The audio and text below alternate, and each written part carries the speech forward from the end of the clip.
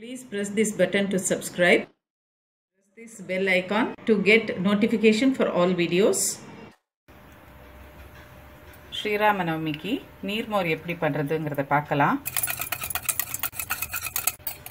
தயிரை கடைஞ்சிக்கோங்க. கடைஞ்சி தண்ணி விட்டு நல்லா நீர்க்க கரைச்சிக்கணும் மோரை.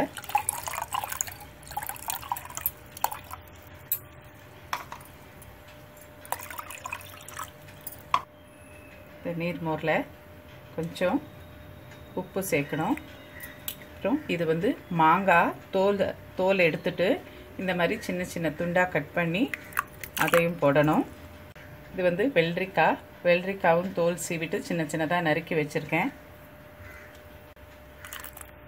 இதையும் போட்டு பெருங்காயம்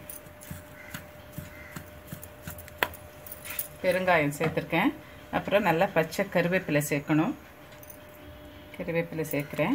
இதுக்கு கடுகு சீரகம் தாளிக்கணும். கடுகு ஜீரகம் தாளிச்சிருக்கேன். எல்லாம் சேர்த்து ஒரு தரம் மிக்ஸ் பண்ணிடுங்க. ஸ்ரீராமநவமிக்கு நீர்மோர் ரெடி ஆயிடுத்து. நீங்களும் பண்ணி ராமருக்கு நைவேத்தியம் காமிங்க. Please don't forget to subscribe. For more videos, click I.